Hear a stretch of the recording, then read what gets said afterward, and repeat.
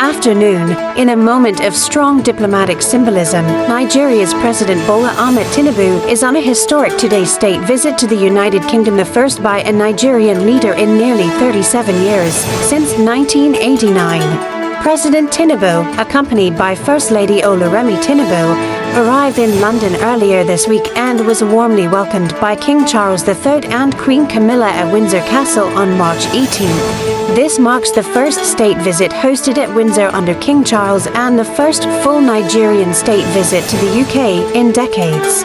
The visit highlights deepening ties between Africa's most populous nation and its former colonial power. Discussions focus on boosting trade already at record-high, security cooperation, investment, and the vibrant Nigerian diaspora in the UK. A special exhibition of royal collection items related to Nigeria was on display, underscoring cultural links. President Tinubu described the trip as building a living bridge between the nations, with expectations of economic gains for Nigeria through enhanced partnerships. As he wraps up today, March 19th, the visit signals renewed momentum in Nigeria-UK relations amid global challenges. This is a positive step forward for bilateral diplomacy. This is a somber update from northeastern Nigeria. At least 23 people were killed and over 100 injured in a series of suspected suicide bombings that struck Maiduguri, the Borno State capital, on Monday evening, March 16th. The coordinated attacks targeted 3 busy locations during Ramadan iftar time: the entrance to the University of Maiduguri Teaching Hospital, the popular Monday market, and the post office area. Explosions happened almost simultaneously around 7:30 p.m., causing chaos as traders closed shops and residents headed home after breaking their fast. No group has claimed responsibility yet, but suspicion falls on jihadist factions like ISWAP or Boko Haram remnants, despite years of military efforts to contain the insurgency.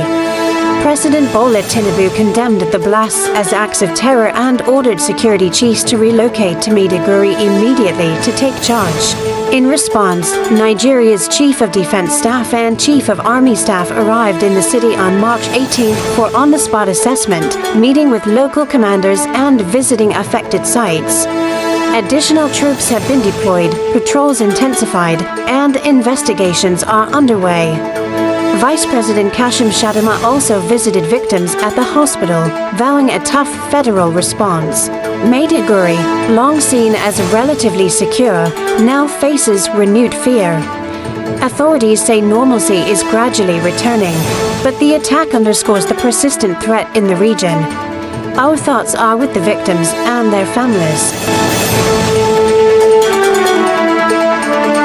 Football fans across Africa are in uproar over a bombshell ruling from the Confederation of African Football. CAF has stripped Senegal of their 2025 Africa Cup of Nations title and declared Morocco the champions 2 months after the dramatic final. The decision stems from the January match in Morocco, where Senegal won 1-2-0 in extra time but briefly walked off the pitch in protest over a disputed late penalty awarded to hosts Morocco.